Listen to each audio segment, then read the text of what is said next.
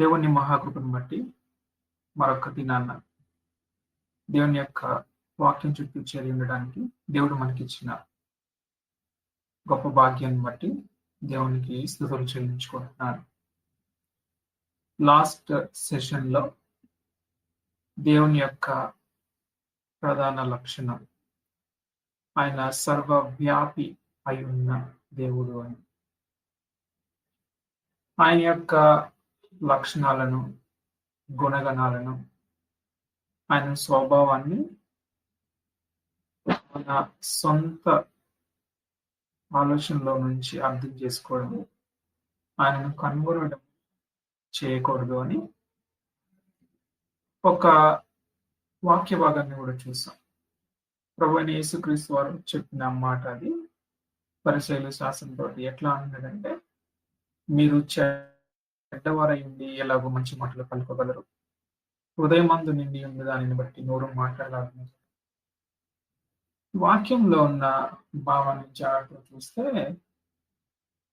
పడిపోయిన మానవుడు, పాపంలో ఉన్న మానవుడు మంచి గురించి మాట్లాడడం అంటే మంచి ఇది అని చెప్పడం అనేది చేయడం చాలా కష్టమైన పని. అట్లాంటిది మంచివాడైన దేవుని గురించి అర్థం చేసుకోవడం అది చేయలేదన్నమాట. హృదయమందు నిండి ఉన్న దాన్ని బట్టి నోరు మాట్లాడుతుంది కదా అంటున్నట్టు. అంటే పాపంలో పడి ఉన్న ప్రతి ఒక్క మానవుని హృదయం అంతా కూడా పాపంతోనే నిండి ఉంటది. పాపపు ఆలోచనే ఉంటది, పాపపు జ్ఞానమే ఉంటది, లోక జ్ఞానము అంట. సో అట్లాంటి పరిస్థితిలో ఉన్న ఏ మానవుడైనా దేవుణ్ణి అర్థం చేసుకోవాలంటే అర్థం చేసుకోలేని పరిస్థితిలోనే ఉండిపోతాడు. కొన్ని ఉదాహరణలను, అంటే మనుషులు వేరే ఒక్క మనిషి చేసిన గొప్ప విషయాన్ని చూసి వాళ్ళని దేవునికి ఇవ్వాల్సిన స్థానాన్ని ఇచ్చినట్టుగా చూస్తాం. అనేక వాక్యవాదాల్లో లాంటి సందర్భాలు ఉన్నాయి. అయితే నిజమైన దేవుని ఎరిగిన దేవుని బిడ్డలు ఆ విషయాన్ని ఏ రీతిగా తీసుకుంటున్నారో ఆ విషయాల్ని అర్థం చేసుకుంటా దేవుడు ఆయన వ్యక్తపరిచిన రీతిలో మాత్రమే అర్థం చేసుకోవాలి అనే విషయాన్ని మనం గమనించే ప్రయత్నించాలి. చూడండి, అపోస్తలుల కార్యములు 14వ అధ్యాయము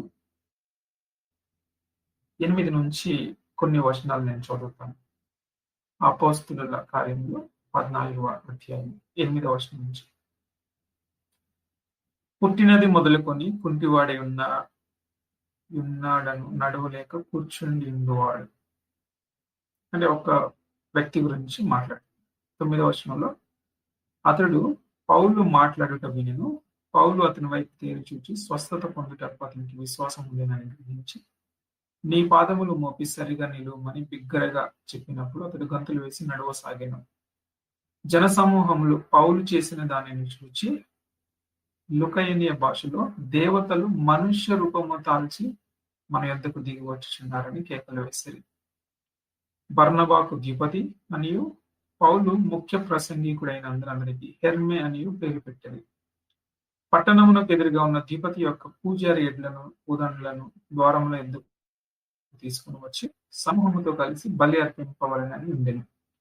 అపోస్తలులైన బర్నబాయు పౌలును ఈ సంగతి విని తమ వస్త్రములను చించుకొని సమూహంలోనికి చొరబడి, అయ్యలారా, మీరెందుకు ఇలాగ చేయుచున్నారు? మేము కూడా మీ స్వభావము వంటి స్వభావము గల నరులమే. మీరు ఈ వ్యర్థమైన వాటిని విడిచిపెట్టి ఆకాశమును, భూమిని, సముద్రమును, వాటిలో ఉండు సమస్తమును సృజించిన జీవము గల దేవుని వైపు తిరగవాలని మీకు సువార్త ప్రకటించుచున్నాం. పౌలు బర్నబా గురించి విన్న మనుషులు ఏమనుకుంటున్నారంటే, దేవతలు మనుష్య రూపంలో వచ్చారు అనుకొని వాళ్ళు ఏదైతే మతంగా ఆచరిస్తున్నారో దాని ప్రకారంగా చేయడానికి వచ్చారు. మంచి ఎడ్లను తీసుకొచ్చి వారికి బలి ఇవ్వాలని. వాళ్ళని దేవతలుగా చేసి చేస్తారన్నమాట. మనిషి దేవుణ్ణి అర్థం చేసుకోవాలని అంటే ఇట్లాంటి పర్స్పెక్టివ్ లోనే చూస్తూ ఉంటాడు. ఏదైతే గొప్పగా అనిపిస్తుందో దానిని దేవత్వాన్ని ఆపాదించే వారిగా ఉంటారన్నమాట. పౌలు బర్నబాసు వారు చేసిన పనిని ఎట్లా ఆ ఆ చూస్తున్నారో చూడండి 15వ వచనంలో. అయ్యలారా మీరు ఎందుకు ఇట్లా చేస్తున్నారు? మేము కూడా మీ వంటి స్వభావం గల నరులమే. ఈ వ్యర్థమైన వాటిని విడిచిపెట్టి ఏమంటున్నారంటే మనం వాడుక భాషలో ఈ పనికి మన పనులన్నీ మానేయండి అని ఏమని చెప్తున్నాడు? ఆకాశమును భూమిని సముద్రమును వాటిలో ఉండే సమస్తమును సృజించిన జీవము గల దేవుని వైపు తిరగవలనని మీకు సువార్త ప్రకటించున్నాడు. వాళ్ళు దేవుణ్ణి పరిచయం చేస్తున్నారు. బాబు మీరు దేని బట్టి దాన్ని పూజించి ఇట్లాంటి పలిమాల పనులు చేయమాకండి. నిజమైన దేవుడు ఆయన వ్యక్తపరుచుకున్నాడు. ఆయన ఆకాశాన్ని భూమిని సముద్రంలో వాటిలో ఉండే సమస్త సృష్టిని సృజించిన జీవము గల దేవుడు అని ప్రభువైన యేసుక్రీస్తుని పరిచయం చేస్తాడు అన్నమాట.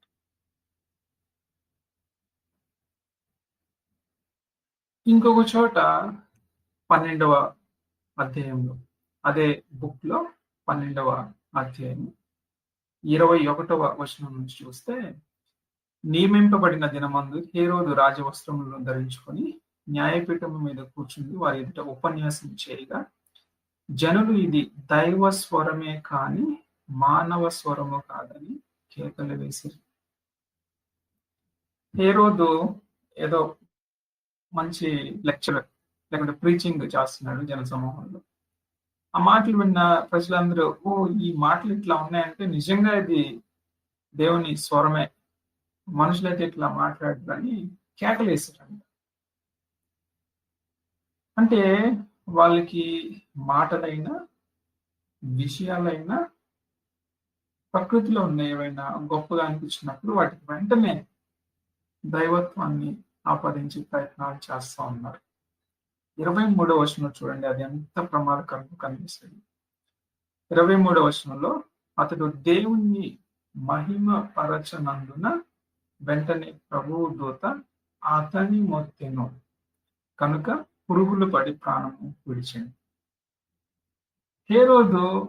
హేరోదుని ప్రజలు దేవునిగా చూస్తున్నప్పుడు, దేవతగా చూస్తున్నప్పుడు, దైవత్వాన్ని ఆపాదిస్తున్నప్పుడు మనవాడు చెప్పాలి, నేను మీలాంటి వాడిని, మీలాంటి స్వభావం కలిగిన మానవుడిని. అయితే హేరోదు ఏం చేశాడనంటే, మీరు నన్ను దైవత్వాన్ని ఆపాదిస్తున్నారు కదా, అవును నేను అట్లనే అని ఆయన అర్హుడు కాని విషయాల్ని ఆయనకి ఆపాదించుకునే ప్రయత్నం చేశాడు. అంటే కాని దాన్ని ఆయనకి వర్తించేలాగా చెప్పుకుంటున్నాడు, అనుకుంటున్నాడు. జనాలు ఆ మాట అన్నప్పుడు నిజమే ఉండొచ్చు అనుకుని ఆయన అదే అనుకున్నాడు. దేవుని దూత ఏం చేసిందంటే అతనిని మొట్టింది అనింది, కాబట్టి పురుగులు పడి ప్రాణం విడిచిన. ఇంకా అనేక వాక్య భాగాల్లో ఇలాంటి సందర్భాలు ఉంటాయి. వ్యక్తుల్ని కానీ పరిస్థితుల్ని కానీ విషయాన్ని కానీ గొప్పగా చేసి చూడము, దేవునికి మాత్రమే చెందించాల్సిన ఘనతని, కీర్తిని, మహిమని వాటికి చెల్లిస్తున్నారు. మన సొంత ఆలోచనతోటి, మన సొంత అభిప్రాయాలలో నుంచి దేవుని చూసినప్పుడు ఇట్లాంటి పరిస్థితుల్లోనే ఉండిపోతుంది. పౌలు ఏమంటున్నాడంటే పనికి మాలిన పనులు అని అంటున్నాడు. సత్యానికి విరోధంగా ఏది నువ్వు తీసుకున్నా అది పనికి మాలిన పనే. ఇంకొక వచన భాగంలో ఏమని అంటున్నాడంటే అనాగరికులు అనే మాట వాడాడు. అదే అపోస్తుల కార్యంలో 28వ అధ్యాయం చూడండి. అపోస్తుల కార్యంలో 28వ అధ్యాయము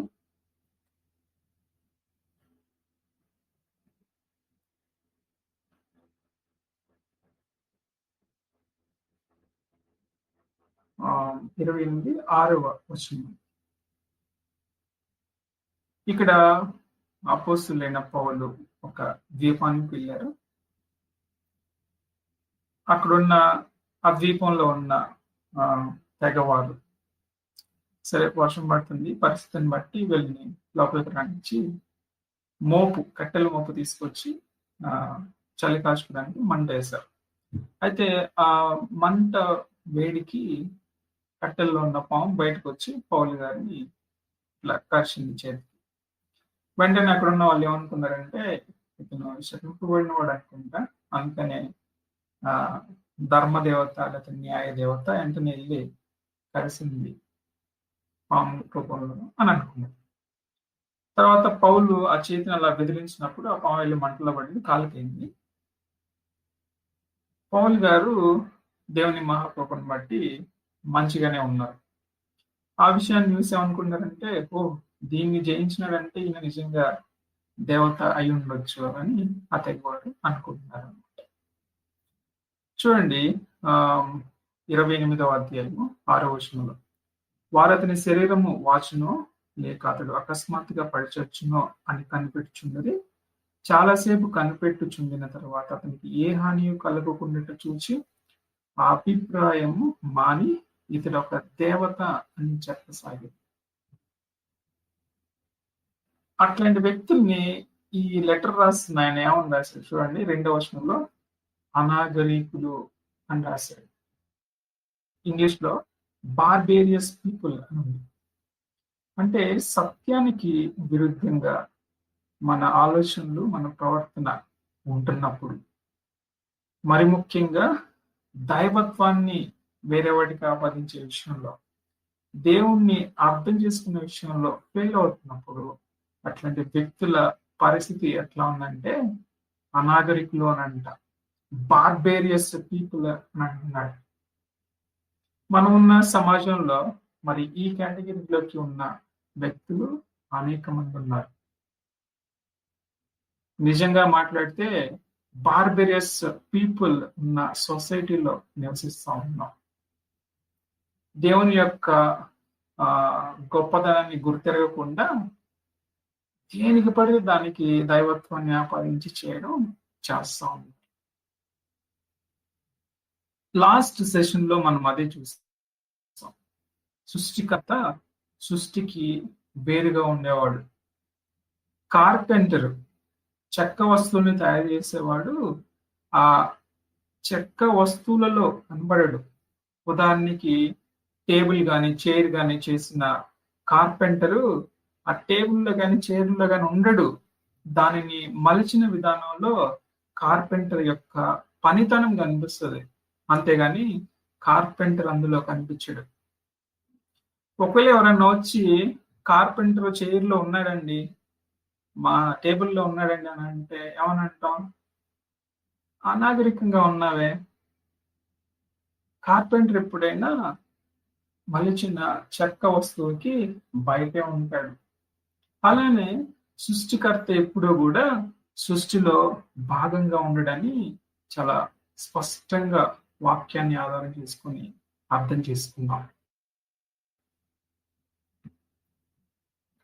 ఆయన యొక్క సర్వవ్యాపి అయి ఉన్న లక్షణము సృష్టికి వేరుగా ఉన్నాడు అనే విషయం స్పష్టంగా అర్థం చేసుకున్నాం వాక్యాన్ని ఆధారం చేసుకొని. లోకంలో ఉన్న వారంతా ఆ విషయాన్ని తప్పుగా అర్థం చేసుకుంటున్నారు. దేవుడు సృష్టిలో భాగంగా అనుకుంటున్నారు. సృష్టి దేవుడు వేరుగా కాదని అనుకుంటున్నారు. సృష్టి దేవుడు అని అనుకుంటున్నారు. ఇవన్నీ చాలా ప్రమాదకరమైన భావాలు, ఆలోచనలు. నిజమైన దేవుని పట్ల ఉండకూడని అభిప్రాయాలు. ఆయన సృష్టికర్త కాబట్టి సృష్టికి వేరుగా ఉన్నవాడు. అయితే కొద్దిమంది ఏమనుకుంటారనంటే, అంటే సృష్టికర్త వేరువేరుగా ఉన్నప్పుడు సృష్టిలో ఉన్న విషయాలకి ఆయనకి ఎట్లాంటి సంబంధం ఉంటుంది? ఉదాహరణకి నేనున్నాను అనుకోండి, నాకు సృష్టిలో భాగంగా ఉన్న నేను, సృష్టికి వేరుగా ఉన్న దేవుడు నా పట్ల ఎట్లాంటి ఆలోచన కలిగి ఉంటాడు, ప్రేమ కలిగి ఉంటాడు, నాతో ఎట్లాంటి పర్సనల్ రిలేషన్షిప్ ని కలిగి ఉండాలని అనుకుంటాడనే క్వశ్చన్ వస్తుంది. ఇట్లాంటి క్వశ్చన్స్ వచ్చినప్పుడు తప్పుడు అభిప్రాయంలోకి వెళ్ళిన జ్ఞానులు అనబడే వారిని ఏథెన్స్ పట్టణంలో చూసాం. వాళ్ళు ఏం చేస్తారంటే, మాకు దేవుడు దూరంగా ఉండడు కాబట్టి సృష్టిలో భాగంగా ఉన్న దేవుళ్ళని వాళ్ళు తయారు చేసుకున్నారు. లేకుంటే వాళ్ళకు అందుబాటులో ఉండేలాగా ఒక టెంపుల్ను, బలిపీఠాలను ఇట్లాంటి వాటిని కట్టి దేవుణ్ణి అందులో పెట్టుకుంటున్నారు. దేవుడు అందులోనే ఉంటాడని అనుకుంటున్నారు. ఆ పరిస్థితులన్నిటిని చూసిన పౌలు గారు ఏమన్నాడంటే, సర్వ సృష్టి ఆయన చేస్తే సర్వ సృష్టి కూడా ఆయన యందు ఉనికి కలిగి ఉంటుంది తప్పితే ఆయన మన చేతులతో మలిచిన టెంపుల్స్ లో ఉండేలాగా ఉన్నవాడు కాదు అని అన్నాడు. చూడండి, అపోస్తలుల కార్యములు 17వ అధ్యాయము 28వ వచనం. అపోస్తలుల కార్యములు 17వ అధ్యాయము 28వ వచనం. మనం ఆయన యందు బ్రతుకుచున్నాము, చెల్లించుచున్నాము, ఉనికి కలిగి ఉన్నాము, అటువలనే మనం ఆయన సంతానం అని మీ కవీశ్వరుల కొందరు చెప్పుచున్నారు. కాబట్టి మనము దేవుని సంతానమై ఉండి మనుషుల చమత్కార కల్పనల వలన మలచబడిన బంగారమునైనను, వెండినైనను, రాతినైనను దేవత్వము పోలి ఉన్నదని తలంపకూడదు. దేవుణ్ణి సృష్టిలో భాగంగా చూడకూడదు అని అంటున్నాడు. ఎందుకంటే సమస్త సృష్టికి కూడా దేవుడే కారణభూతుడు. అట్లాంటి దేవుణ్ణి మనం మలిచిన మన చేతులతోటి, మన ఆలోచనలతోటి, మన అభిప్రాయాలతోటి మలుచుకొని ఈయనే దేవుడై ఉంటాడని అనుకోకూడదు అని స్పష్టంగా రాయబడింది.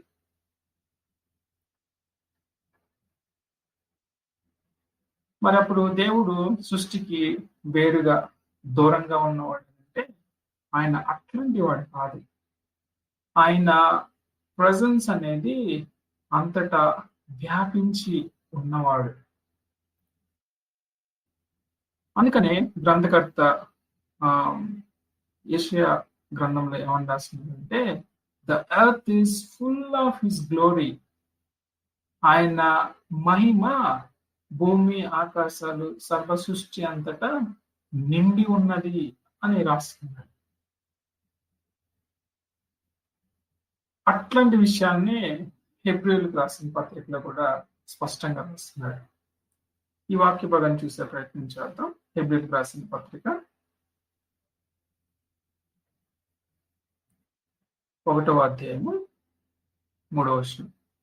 ఆయన దేవుని మహిమ యొక్క తేజస్సును, ఆయన తత్వము యొక్క మూర్తిమంతమునై ఉండి తన మహత్తు గల మాట చేత సమస్తమును నిర్వహించు పాపముల విషయంలో శుద్ధీకరణము తానే చేసి దేవదూతల కంటే ఎంతో శ్రేష్టమైన నామం పొందిన వారి కంటే అంత శ్రేష్ఠుడై ఉన్న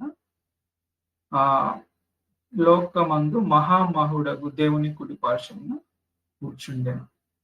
ప్రభువైన యేసుక్రీస్తు గురించి చెప్పబడిన మాట, ఆయన తన మహత్తు గల మాట చేత సమస్తమును సృజించటమే కాదు, సమస్తమును నిర్వహించుచున్నాడనమాట. ఇప్పుడు కార్పెంటర్ ఏం చేస్తాడంటే చెక్కను, టేబుల్ను తయారు చేసి అట్లా వేరే వాళ్ళకి హ్యాండ్ ఓవర్ చేస్తాడు. మన సృష్టికర్త అట్లాంటి వాడు కాదు. ఆయన సృష్టిని సృజించాడు, దానిని సస్టైన్ చేస్తున్నాడు అన్నమాట. దానిని ఏ రీతిగా నడవాలో, ఏ రీతిగా ఉండాలో దానిని నిర్వహించుచుండువాడు అని ప్రభువైన యేసుక్రీస్తు గురించి రాయబడింది. అప్పుడు ఆయన సృష్టికి వేరుగా ఉన్నవాడే కానీ సృష్టిలో జరిగే విషయాల మీద ఆయన అధికారం లేకుండా ఉన్నవాడు కాదు. ఆయన సృష్టికి వేరేగా ఉండి సృష్టికర్త ఉండి సృష్టిలో ఉన్న ప్రతి ఒక్క విషయాన్ని కూడా ఆయన ఆధీనంలో ఉంచుకున్న దేవుడే. సర్వ సృష్టిని కూడా ఆయన కొనసాగించేవాడే. మనం చూస్తున్న ఈ ఫిజికల్ లాస్ అని, కెమికల్ లాస్ అని, ఏ లాస్ అయినా అవన్నీ యాక్సిడెంటల్ గా రాలా. ఆయన నిర్దేశించి నియమించాడు కాబట్టి సృష్టిలో అలాంటి నియమాలు ఉన్నాయి. ఎందుకంటే ఆయన సృష్టిని సృజించినప్పటికీ ఆయన ఆధిక్యాన్ని, ఆయన అధికారాన్ని, ఆయన ప్రెజెన్స్ ని సృష్టి నుంచి దూరంగా ఉంచిన వాడు కాదు. ఆయన సర్వవ్యాపి అనే లక్షణము అట్లాంటిది. మనము కొన్నిసార్లు ప్రార్థన చేస్తున్నప్పుడు పరలోకమందున్న మా తండ్రి అని అనుకుంటాం. ఈ మాట చాలా బలమైనది. పరలోకం అనేది ఎవరు పడితే వాళ్ళు అట్లా వచ్చి వెళ్ళిపోయే ప్లేస్ కాదు. అట్లాగని దేవుడు అక్కడ మాత్రమే ఉంటాడు అనుకునే విషయం కూడా కాదు. పరలోకమందున్న మా తండ్రి అని అంటే, ఓ దేవుడు పరలోకంలో ఉంటాడు అనుకుంటా, నాతో ఎందుకు ఉంటాడు, నేను ఇప్పుడు పరలోకంలో లేనిగా అనే ఒక రకమైన ఫియర్ ఉండొచ్చు కొంతమందికి. అయితే ప్రభువైన యేసుక్రీస్తు నేర్పిన ఈ ప్రార్థనలో పరలోకమందున్న మా తండ్రి అనే మాటకి అర్థము దేవుని యొక్క మేనిఫెస్టేషన్. అక్కడ కనబరుస్తున్నట్టుగా ఉన్న విషయాన్ని తెలియపరుస్తున్నాడు. అంతేగాని ఆయన మనతో ఉండడు అనే విషయాన్ని కన్వే చేయట్లా. ఎందుకంటే ఆయన సర్వ వ్యాపి ఉన్న దేవుడు. అయితే సర్వ వ్యాపి అనగానే మనం కొన్నిసార్లు గ్యాస్ లేకుంటే ఏదో ఒక సబ్స్టాన్స్ వాతావరణం కలిసిపోయినట్టుగా ఆయన ఉండే దేవుడిగా ఆయన లేడు. ఆయన పాకిస్తాన్ లో ఎట్లాంటి ప్రెజెన్స్ ని కలిగి ఉన్నాడో ఇండియాలో కూడా అట్లాంటి ప్రెజెన్స్ ని కలిగి ఉన్నాడు. ఆయన వేరే ప్లానెట్ లో, సృష్టిలో వేరొక భాగంలో ఆయన ప్రెజెన్స్ ఏ రీతిగా ఉందో ఇక్కడ మనకి కూడా అదే రీతిగా ఉన్నవాడు. అంటే ఆయన అంతటా కూడా ఫుల్ మెజర్ తోటి సంపూర్ణంగా ఉండి ఉన్నవాడు అని ఆయన సర్వ వ్యాపి అన్న లక్షణాన్ని అర్థం చేసుకోవాలి. ఉదాహరణకి మనం ఎందుకు ఆన్లైన్ లో గ్యాదర్ అవుతున్నామనంటే, మనము అంతటా ఉండలేము. ఇప్పుడు నేను బెంగళూరులో ఉన్నాను కాబట్టి నేను వెంటనే విజయవాడలో ఉండటానికి చేయలేను. ఎందుకంటే నేను ఈ భౌతిక పరమైన విషయాల్లో బౌండ్ అయిపోయి ఉన్నా. నాకున్న పరిమితులను బట్టి నేను ఒక్కచోటే ఉండగలను. సగం ఇక్కడ సగం అక్కడ అలా ఉండలేను, ఎవరు ఉండలేరు. అయితే దేవుని యొక్క సర్వ వ్యాపి అయి ఉన్న లక్షణము అట్లాంటిది కాదు. ఆయన అన్ని చోట్ల సంపూర్ణంగా ఉండగలిగిన దేవుడు. అందుకనే నువ్వు విజయవాడలో ఉన్నా, నేను బెంగళూరులో ఉన్నా, మనం భయపడినక్కర్లా. మనం దూరం అయిపోయాము, లేకుంటే మనకి ధైర్యాన్ని చెప్పే వ్యక్తులు మనతో లేరు అని అనుకోవడానికి లేదు. ఎందుకంటే సర్వ వ్యాపి అయిన దేవుడు ఆయన సంపూర్ణంగా విజయవాడలోను బెంగళూరులోను ఏకకాలంలో ఉండగలిగిన దేవుడు కాబట్టి. అబ్రహాము టైంలో దేవుడు అబ్రహాంతో మాట్లాడాడు, ఈ కాలంలో మాట్లాడలేకపోవచ్చేమో అనుకుంటాడు. ఆయన కాలానికి కూడా పరిమితి అయి ఉన్న దేవుడు కాదు. కాలానికి, ప్రాంతానికి, సమస్తానికి కూడా అతీతంగా ఉండి ఒకే కాలంలో అంతటా సంపూర్ణంగా ఉండగలిగిన దేవుడు ఆయన సర్వవ్యాపి అయిన లక్షణాన్ని సూచిస్తుంది. కాబట్టి పరలోకమందున్న దేవుడు అని అంటే ఆయన మన దగ్గర లేకుండా ఉన్నవాడని కాదు. ఆయన యొక్క మేనిఫెస్టేషన్ అక్కడ కనబరుస్తున్నాడు. అది పరలోకం అనేది నాట్ అన్ ఎక్స్క్లూజివ్ ప్రెజెన్స్. అంటే కొంతమంది భక్తి ఎట్లా ఉంటదని అంటే, నేను అక్కడున్న చర్చ్కి వెళ్తేనే దేవుడు నాకు కనిపిస్తాడని అనుకుంటారు. కొంతమంది పలానా ప్లేస్ లో వెళ్ళి మొక్కుకుంటేనే అవి నెరవేరుతాయని, లేకుంటే దేవుణ్ణి దర్శించాలి అంటే ఈ నది దగ్గరికి వెళ్ళాలి, ఆ కొండ మీదకి వెళ్ళాలి అనే భ్రమలో ఉండి ఉంటారు. కానీ దేవుని యొక్క ప్రజెన్స్ అట్లాంటిది కాదు. దేవుడు మనల్ని ఏమని చెప్పాడంటే, నువ్వు రూమ్ లోకి వెళ్ళి తలపేసుకొని ప్రార్థన చేయి అని అన్నాడు. అంటే మనం చేసే ప్రార్థన మనం సీక్రెట్ గా ఉన్న ప్లేస్ నుంచి కూడా వినగలిగిన దేవుడు ఆయన. ఎందుకనంటే ఆయన సర్వ వ్యాపి ఉన్నవాడు, ఆయన ప్రాంతానికి పరిమితమై ఉన్నవాడు కాదు అని స్పష్టంగా అర్థమవుతుంది. కొంతమంది ఏం చేస్తారంటే, ఏదన్నా మీటింగ్ స్టార్ట్ అయ్యేటప్పుడు ఇట్లా ప్రార్థన చేస్తారు, ప్రభువా ఎక్కడ 2-3 మీ నామాన్ని కూడి ఉంటారో వారి మధ్యన ఉంటానని చెప్పావు కదా అని. చూడండి, ఆ విషయము మత్తయి సువార్త 18వ అధ్యాయము 20వ వచనం. మత్తయి సువార్త 18:20.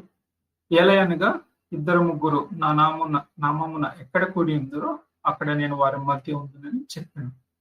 ఈ మాట ప్రభువైన యేసుక్రీస్తే చెప్పాడు. ఎక్కడ ఆయన నామమున 2-3 ఉంటారో వాళ్ళ మధ్యన ఉంటానని చెప్పాడు. సో ఆయన చెప్పాడు కాబట్టి వెంటనే ఎక్కడన్నా కనీసం 1-2 ఉంటేనే ఆయన మన మధ్య ఉంటాడు, లేకపోతే ఉండడు అని తీసుకుంటారు. ఆయన ప్రెజెన్స్ అనేది నువ్వు ఉన్నా లేకపోయినా ఆయన ఉండగలిగిన దేవుడు. ఎందుకంటే ఆయన సర్వ వ్యాపి ఉన్న దేవుడు. మరి ఏంటి ప్రభువైన యేసుక్రీస్తు వారు ఎలా చెప్పారు అని అంటే, ఆయన ఎక్కడ 2-3 కూడి మేజర్ డెసిషన్స్ తీసుకుంటారో ఆ డెసిషన్ తీసుకునే విషయంలో ఆయన గైడెన్స్ ఇచ్చేవాడిలాగా తోడుగా ఉంటాడని చెప్పిన సందర్భం అన్నమాట. అంటే 19-18 ఇంకా ముందుకు వెళ్తే అక్కడ కాంటెక్స్ట్ లో ఒక వ్యక్తి పాపములు పడి ఉన్నప్పుడు అతన్ని హెచ్చరించడానికి వ్యక్తిగతంగా మాట్లాడతారు. ఆ వ్యక్తి మారినప్పుడు చర్చ్ ఎల్డర్స్ దగ్గరికి తీసుకెళ్ళాలి. అప్పుడు మారకపోతే ఆ వ్యక్తిని అన్బిలీవర్ గా ట్రీట్ చేయాలి. అట్లాంటి నిర్ణయం తీసుకునే విషయంలో ఎక్కడ 2-3 కూడి ఉండి నిర్ణయం తీసుకునే పనిలో ఉంటారో వాళ్ళకి తోడుగా ఉంటానని చెప్పిన మాట అన్నమాట. కాబట్టి ఆయన ప్రెజెన్స్ కలిగి ఉండాలని అంటే 2-3 అక్కర్లా, ఒక్కడిగా ఉన్న ఆయన ప్రెజెన్స్ మనతో ఉంటానని చెప్పిన దేవుడై ఉన్నవాడు. ఎందుకంటే ఆయన సర్వ వ్యాపి అయి ఉన్న దేవుడు. ఆయన తన శిలువ పైన బలియాగాన్ని చెల్లించే ఆఖరి గడియలలో శిష్యులతోటి ఇట్లాంటి మాటే చెప్పాడు. మత్తయి సువార్త 28వ అధ్యాయము 20వ వచనం. నిజానికి అది మత్తయి సువార్తలో ఆఖరి వచనం. మత్తయి సువార్త 28వ అధ్యాయము 20వ వచనం. నేను మీకు ఏ ఏ సంగతులను ఆజ్ఞాపించుతునో వాటన్నిటినీ గైకొనవలెనని వారికి బోధించుడి. ఇదిగో నేను యుగ సమాప్తి వరకు సదాకాలము మీతో కూడా ఉన్నానని వారితో చెప్పాను. ఈ మాట చెప్తున్నప్పుడు శిష్యులకి, అక్కడున్న వ్యక్తులందరికీ తెలుసు ఈయన తిరిగి ఆరోహణమైపోతున్నాడు, లేకుంటే ఆయన శిలువ పైన పాప పరిహార్థపు బలిని చెల్లించడానికి తీసుకెళ్లబడే పరిస్థితిలో ఉన్నవాడిగా ఉన్నాడని. అయితే అట్లాంటి పరిస్థితుల్లో ఆయన చెప్పిన మాట, నేను యుగ సమాప్తి వరకు సదాకాలము మీతో కూడా ఉన్నానని వారికి 'చెప్పాను'. ఎట్లా పాసిబుల్ అవుతుంది? నేను నా జీవితంలో ఆఖరి గడియల్లో ఉన్నాను అనుకోండి. నేను భవిష్యత్తులో ఉండగలిగిన వారితోటి నేను చెప్పలేను. అప్పుడు కూడా నేను మీతో ఉంటానని. ఎవరికైనా గ్రాండ్ చిల్డ్రన్స్ ఉన్నారనుకోండి. గ్రాండ్ పేరెంట్స్ వాళ్ళకి ఆ మాట చెప్పలేరు. ఇంకొక 100 సంవత్సరాలు నీతో పాటు ఉండగలనని. కానీ ప్రభు అయితే ఏం చెప్తున్నాడంటే ఇక్కడ యుగ సమాప్తి వరకు సదాకాలము మీతో కూడా ఉన్నానని వారికి చెప్తున్నానంట. ఎట్లా పాసిబుల్ అవుతుంది? ఎట్లా అవుతుంది అని అంటే ఆయన సర్వవ్యాపి ఉన్న దేవుడు. ఆయన కాలానికి అతీతంగా ఉన్నవాడు కాబట్టి జనరేషన్స్ బై జనరేషన్స్ ఆయన వారితో ఉండగలిగిన దేవుడు కాబట్టి ఆ మాట చెప్పారనమాట. అందుకనే మనం దేవుని గురించి మాట్లాడేటప్పుడు అబ్రహాము దేవుడు, ఇస్సాకు దేవుడు, యాకోబు దేవుడు అని జనరేషన్స్ కి ఆయన దేవుడిగా ఉన్నవాడు అనే విషయాన్ని మాట్లాడుతూ ఉంటాం. ఆయన అబ్రహాం టైంలోనే కాదు, మన టైంలో కూడా మనకి దేవుడై ఉన్నవాడు. ఆయన భవిష్యత్తులో కూడా దేవుడై ఉన్నవాడు. ఆయన సదాకాలము సర్వ కాలాలలో యుగాలలో ఆయన మాత్రమే దేవుడై ఉన్నవాడు. అది ఎట్లా పాసిబుల్ అవుతుందనంటే ఆయన సర్వ వ్యాపి అయి ఉన్న దేవుడు, అన్ని కాలంలో సంపూర్ణంగా ఉండగలిగిన దేవుడు కాబట్టి.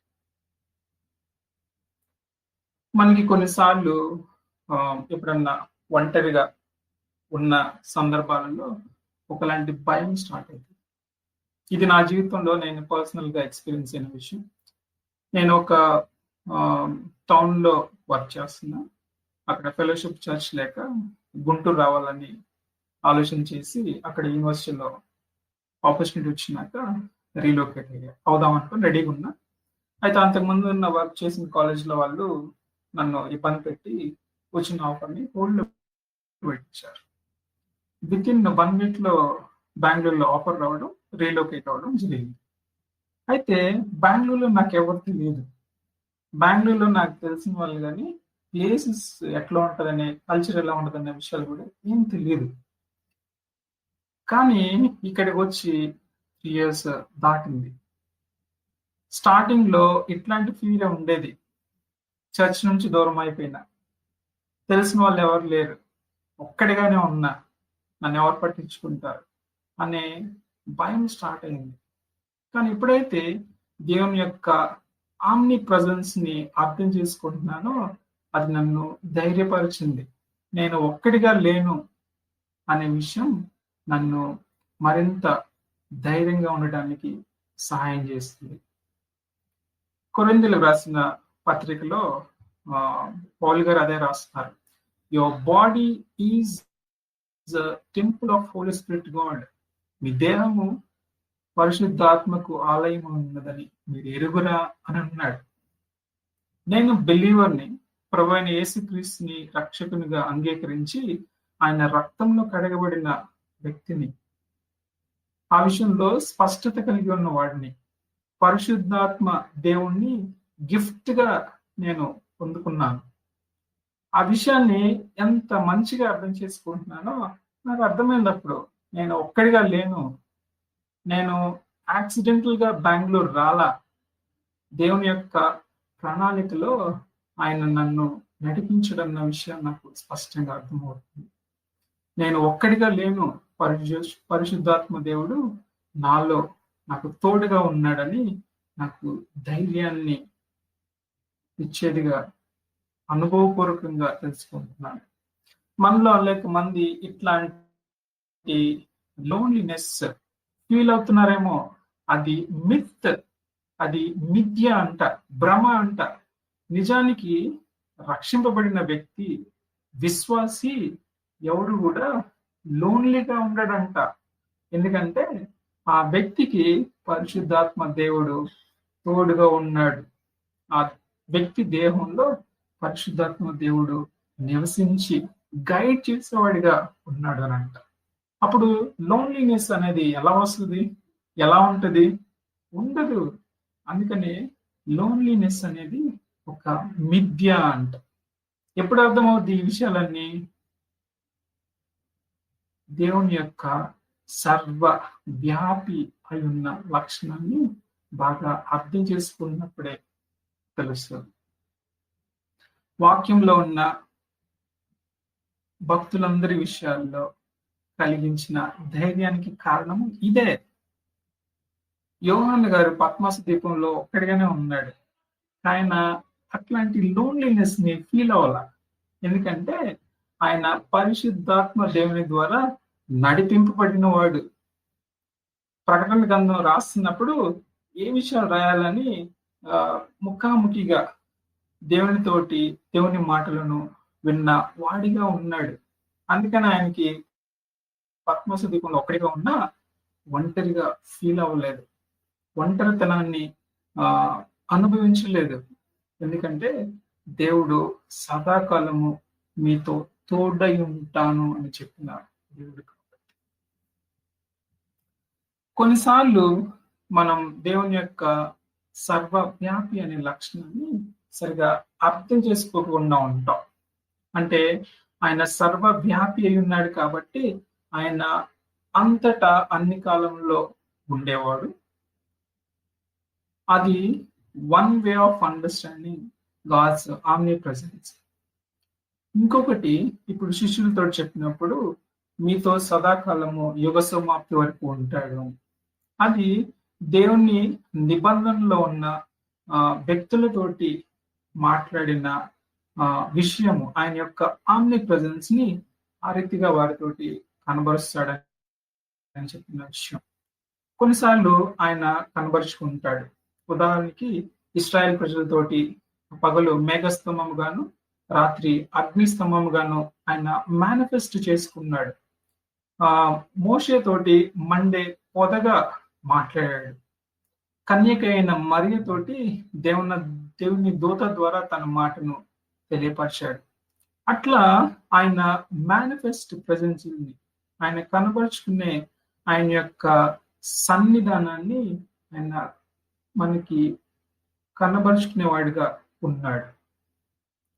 మనము క్వైట్ టైం చేస్తున్నప్పుడు, స్క్రిప్చర్ మెడిటేట్ చేస్తున్నప్పుడు ఆయన మెల్లని స్వరము మనకి వినిపిస్తూ ఉంటాయి. అట్లా ఆయన యొక్క ప్రెజెన్స్ ని మనం అనుభవపూర్వకంగా తెలుసుకోగలం. ఎందుకంటే ఆయన ఒక్క బిలీవర్ దగ్గర మాత్రమే ఉండేవాడు కాదు. ఆయన రక్తంలో కడగబడిన ప్రతి వ్యక్తి దగ్గర సంపూర్ణంగా ఉండి గైడ్ చేయగలిగిన దేవుడు. ఆ విషయాన్ని బట్టి మరింతగా ధైర్యం వస్తూ ఉంటుంది.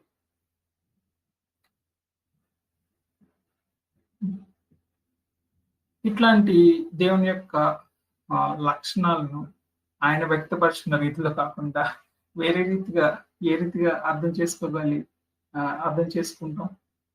ఒకవేళ అట్లాంటి పరిస్థితుల్లో ఉన్నట్లయితే వాళ్ళని వాక్యం ఏమని చెప్తుందంటే నాగరికులు అంటుంది, బార్బరియస్ పీపుల్ అంటుంది, పనికి పనులు అంటుంది. దేవుని మన ఇష్టం వచ్చినట్టుగా ఊహించుకొని మనం నిర్మించుకుంటే. సో కొన్నిసార్లు ఏమనుకుంటారంటే ఏదన్నా పాపము తప్పు జరుగుతుంది అనుకోండి, ఏంటి దేవుడు చూడడా, దేవుడికి తెలియదా, అంటే దేవుడు లేడా అనే క్వశ్చన్స్ వస్తూ ఉంటాయి. ఉదాహరణకి ఇప్పుడు ప్రపంచంలో యుద్ధాలు జరుగుతూ ఉన్నాయి. మనుషుల ఆలోచనలో నుంచి దేవుణ్ణి అర్థం చేసుకున్నప్పుడు ఇట్లాంటి క్వశ్చన్స్ వస్తాయి. ఏంటి దేవుడికి తెలియదా, అంతమంది చచ్చిపోతున్నారు అంటే మా దేవుడికి చచ్చిపోవడం ఇష్టమా, లేకపోతే అంతమంది చచ్చిపోతున్నారు కాబట్టి దేవుడు లేడా, చూడడా, అక్కడ లేడా అనే క్వశ్చన్స్ వస్తూ ఉంటాయి. అయితే నిజమైన దేవుడు అట్లాంటి పరిమితులలో ఉన్నవాడు కాదు. ఆయన యొక్క ప్రజెన్స్ అనేది అంతటా ఉన్నది. యుద్ధాలు జరుగుతున్న ప్లేస్ లో కూడా ఆయన ఆధీనంలోనే ఉన్నవి. ఆయన అనుమతి లేకుండా ఏ ఒక్క చిన్న ప్రాణి కూడా మరణాన్ని పొందుకోవట్లా. ఆయనకి సమస్తము కూడా తెలిసే ఉన్నవి. ఆయన ఎందుకు ఎలో చేస్తున్నాడు అనేది మనకి తెలియని మిస్టరీనే. ఉదాహరణకి సొదొమ గొమొర్రా పట్టణాలు ఉన్నాయి. అక్కడ పాపము విస్తారంగా ఉంది. ఆ విషయము సర్వవ్యాపి ఉన్న దేవుడికి తెలియదా? ఆయనకి తెలుసు. ఆయన వారు చేసిన క్రియలను బట్టి వేజెస్ ని, వేతనాన్ని, జీతాన్ని ఇచ్చే దేవుడిగా ఉన్నాడు. ఆయన న్యాయవంతుడైన దేవుడు కాబట్టి అట్లా ఒకవేళ ఇట్లాంటి పరిస్థితులు ఉన్నప్పుడు దేవునికి అధికారం లేదా, ఆయనకి తెలియదా, ఆయన అక్కడ ఉండడా అనే క్వశ్చన్స్ వస్తాయి. కానీ ఆయన సమస్తాన్ని కూడా తన ఆధీనంలో ఉంచుకున్న దేవుడు అని స్పష్టంగా అర్థమవుతుంది. ఎందుకంటే ఆయన సర్వ వ్యాప్తి ఉన్న దేవుడు. మొదటి తరం క్రైస్తవుల్లో ఇట్లాంటి ప్రమాదకరమైన పరిస్థితుల్ని వాళ్ళు చూస్తూ వచ్చారు. పర్సిక్యూషన్ జరుగుతుంది. క్రైస్తవులని పేరు చెప్పుకోవడానికి కూడా భయపడే పరిస్థితులు ఆ దినాల్లో ఉన్నాయి. అయినప్పటికీ కూడా దేవుడు వాళ్ళని బలపరుస్తున్న విధానాన్ని మనం అన్ని పత్రికలలో చూడవచ్చు. మన ముందున్న పరిస్థితులను చూస్తున్నప్పుడు మనల్ని ప్రలోభానికి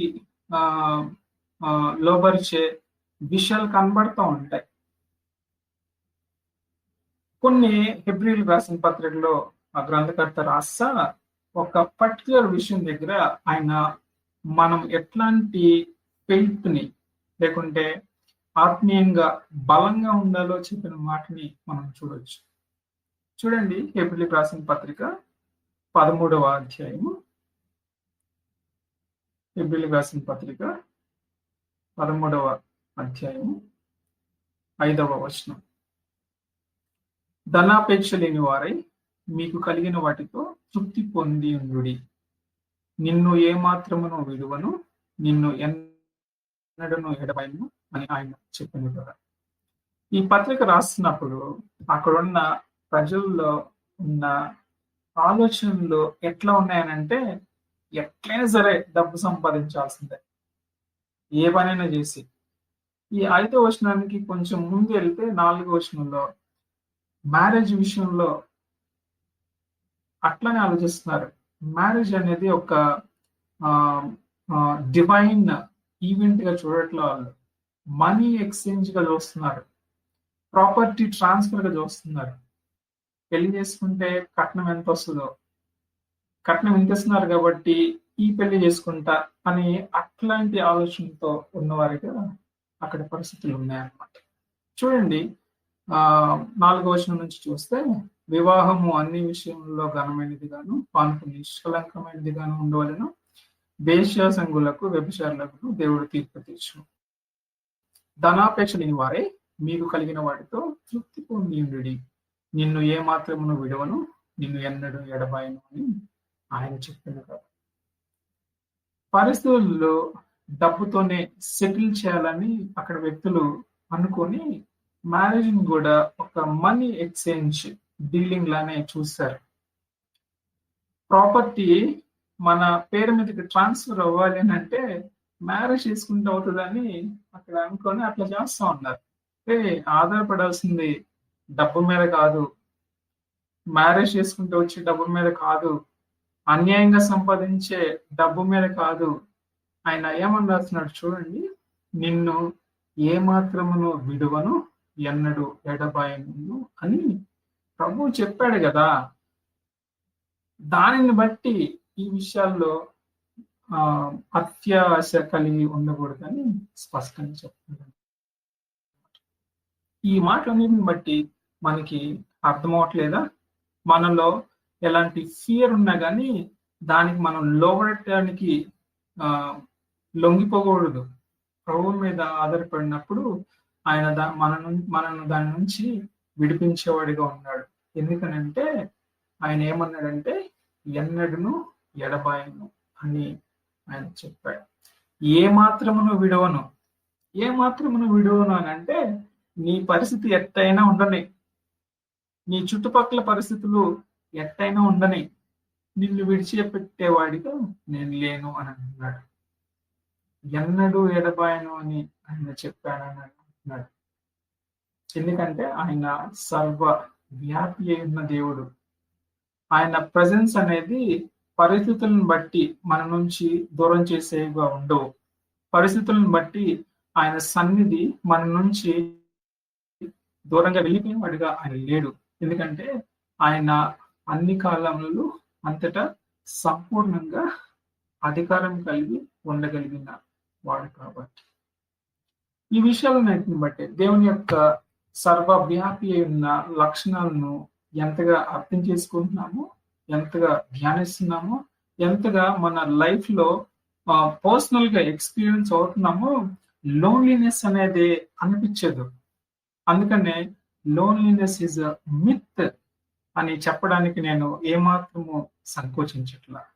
అది కేవలం ప్రభు అయిన యేసుక్రీస్తు యొక్క ఆమ్ని ప్రెజెన్స్ అనే లక్షణాన్ని బట్టి.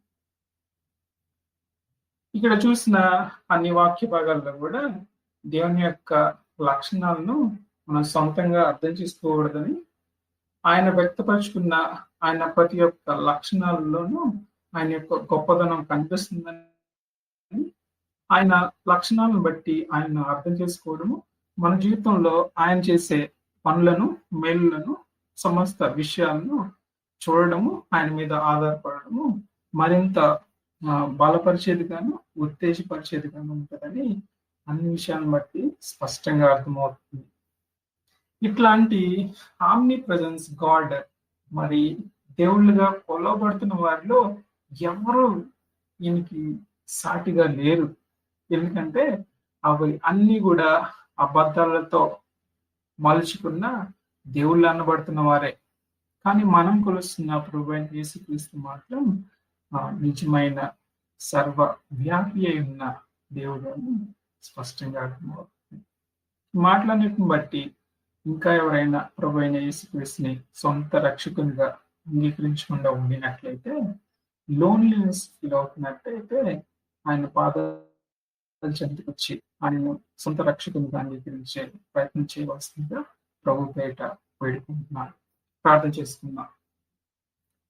ప్రేమ కలిగిన మా తండ్రి, పరిశుద్ధుడ, మహోన్నతుడ, నీ ఘనమైన, శ్రేష్టమైన, పరిశుద్ధమైన నామాన్ని బట్టి వందనాలు తండ్రి. మమ్మల్ని ఎంతగానో ప్రేమించి మేము ఆశించిన రీతిగా, మిమ్మల్ని వేడుకున్న రీతిగా మీ యొక్క ఆమ్ని ప్రెజెన్స్ లక్షణాన్ని మరింతగా అర్థం చేసుకోవడానికి సహాయం చేసినందుకు మీకు వందనాలు. అవును తండ్రి, మీరు సృష్టికర్త అయి ఉన్నారు, సృష్టికి వేరుగా ఉన్నారు. మీరు వేరుగా ఉన్నప్పటికీ మీ అధికారం అంతా సృష్టిలో చూపించగలిగిన దేవుడై ఉన్నారు. తన్నినైనా మీరు కేవలం సృష్టించి వదిలేయలేదు కానీ దానిని కొనసాగించే దేవుడు అయి ఉన్నారు. మీరు సృష్టిలో భాగంగా లేరు, కానీ సర్వ సృష్టి కూడా మీ అందే ఉనికి కలిగి ఉన్నదని మేము అర్థం చేసుకోవడానికి సహాయం చేసినందుకు మీకు వందనాలు. తన్నినైనా మీ అనుమతి లేకుండా, మీ ఆధీనంలో లేకుండా సృష్టిలో ఏది కూడా లేదు అని, మీ యొక్క సార్వభౌమ అధికారాన్ని అంతటా అన్ని కాలాల్లో సంపూర్ణంగా చూపించగలిగే సర్వ వ్యాపి అయి ఉన్న దేవుడు మీరేనని తండ్రి మిమ్మల్ని కనపరుస్తున్నాను, స్తోత్రిస్తున్నాను. తండ్రి నాయన, మా పరిమితులలో నుంచి మా చుట్టూ ఉన్న పరిస్థితులను చూస్తున్నప్పుడు మేము ఒంటరిగా ఫీల్ అయ్యే వాళ్ళమే, ఒంటరితనాన్ని బాధతో అనుభవించే వారమే. తండ్రి నాయన, మరి మీ యొక్క ఆమ్ని ప్రెజెన్స్ లక్షణం మమ్మల్ని ధైర్యపరుస్తుంది. తండ్రి నాయన, మీరు మమ్మల్ని ఎప్పుడు విడిచిపెట్టరని, మాతో తోడుగా ఉన్నవాడని, యుగయుగములకు సదాకాలం కూడా మాతో తోడుగా ఉంటానని చెప్పిన ఆమ్ని ప్రెజెన్స్ గాడ్ మీరేనని మీకు స్తుతులు చెల్లించుకుంటున్నాను. తండ్రి నాయన, మీరు మేము వ్యక్తపరుచుకున్న, మేము అర్థం చేసుకున్న రీతిలో మీరు కనబరుచుకోగలిగిన దేవుడు అని తండ్రి మిమ్మల్ని కనపరుస్తున్నాను. తండ్రినైనా, మీ యొక్క ప్రజెన్స్ అనేది ఒక ప్రాంతానికి పరిమితమై లేదు. మీ యొక్క ఎక్స్క్లూజివ్ ప్రజెన్స్ ఈ ఏరియాలోనే ఉంటుందని అనుకోవడానికి లేకుండా అంతటా సంపూర్ణంగా ఉన్న దేవుడు మీరేనని మిమ్మల్ని కనపరుచుకుంటున్నాను. తండ్రినైనా, మీ యొక్క ప్రజెన్స్ అనేది లిమిట్ చేయడానికి సృష్టిలో ఏది కూడా లేదు. ప్రాంతము కానీ, కాలం కానీ, పదార్థం కానీ ఏది కూడా మీ యొక్క ప్రజెన్స్ ని ఆపలేదని, వాటన్నిటిని దాటి ఉండగలిగి సంపూర్ణంగా ఉండగలిగే దేవుడు మీరేనని తను మిమ్మల్ని స్తుతించుకుంటున్నాను. తనైనా మా పరిస్థితిని బట్టి మేము ఒక్కరిగా ఉన్నా, ఇద్దరుగా ఉన్నా, ఎవరు లేకపోయినప్పటికీ కూడా తండ్రి మీ యొక్క ప్రజెన్స్ సంపూర్ణంగా మా మధ్య ఉంచగలిగే దేవుడు అని నాయన మిమ్మల్ని స్తుతించుకుంటున్నాను. మీరు మా పరిస్థితులలో మాకు తోడుగా ఉండి భయపడద్దు, ధైర్యంగా ఉండు, నేను నీతో నిరంతరము సదాకాలం ఉంటానని ప్రామిస్ చేసిన దేవుడి వైపు నన్ను తండ్రి మీకు స్తుతులు చెల్లించుకుంటున్నాను. తండ్రి నాయన మేము అనాగరికులుగా ఉండకుండా సత్యం వైపు చూస్తా అడుగులేస్తా సత్యంలో నడవడానికి సత్యవంతుడైన దేవుణ్ణి తెలుసుకోవడానికి అర్థం చేసుకోవడానికి మీరు మా ఇళ్ళలో చూపిస్తున్న ప్రతి కృపను బట్టి మీరుని బట్టి మిమ్మల్ని స్థుతించుకుంటూ కనపరుస్తున్నాను. నాయన ఈ గ్రూప్ ద్వారా జరిగిస్తున్న పరిచర్ను బట్టి మీకు వందనాలు. మరింతగా మేలును పొందే వారిగా మేమంతా ఉండటానికి మేము విన్న ప్రదేశాలలో మీకు సాక్షులుగా ఉండటానికి మీరు మాత్రమే నిజమైన సర్వవ్యాపి అయిన దేవుడిని ప్రకటించడానికి కావాల్సిన బలాన్ని సామర్థ్యాన్ని ధైర్యాన్ని దయచేయమని మేము వేడుకుంటూ ఇది ప్రార్థన ప్రభుని యేసుక్రీస్తు పేరిట అడిగి పెట్టుకుంటున్నాం తండ్రి. ఆమేన్. మన తండ్రి అయిన దేవుని యొక్క ప్రేమయు మన ప్రభు అయిన యేసుక్రీస్తు వారి యొక్క కృపయు పరిశుద్ధాత్మ దేవుని నిత్య అన్యోన్య సహవాసము ఇప్పుడును ఎల్లప్పుడూ సదాకాలం సార్వత్రిక సంఘంలో ఉన్న ప్రతి ఒక్కరికి కలుగును గాక. ఆమేన్. అందరికీ వందనాలండి. అన్నయ్య చాలా చక్కగా వాక్యం అందించినందుకు మీకు ప్రత్యేకమైన వందనాలన్నయ్య. విన్నాం కదండి వాక్యాన్ని. మనకు ఒక్కొక్కసారి అనిపిస్తుంటుంది మనకు ఎవరు లేరు, స్నేహితులు బంధువులు అందరూ విడిచినా కానీ దేవుడు విడిచిపెట్టే దేవుడు కాదు. మన పరిస్థితి ఎలాంటిదైనప్పటికీ కూడా దేవుడు విడిచిపెట్టే దేవుడు కాదు. ఒక విశ్వాసి లోన్లీగా ఉండలేరు. ఎందుకంటే మనం ఎంత ఒంటరిగా ఉన్నా మనం ఎంత ఒంటరి పరిస్థితుల్లో అయినప్పటికీ దేవుడు మనలను విడిచిపెట్టే దేవుడు కాదు అని చాలా చక్కగా వాక్యం అందించిన అన్నయ్యకు, రవి అన్నయ్యకు మీకు ప్రత్యేకమైన వందనాలు అన్నయ్య. ఈ సమయంలో మీరు ఎవరికైనా ప్రేయర్ రిక్వెస్ట్లు ఉన్నట్లయితే టెక్స్ట్ మెసేజ్ చేయండి, మీకోసం ప్రార్థన చేస్తాం. అలానే ఈ సమయం ఇంతటితో ముగించబడుతుంది. అందరికీ వందనాలు.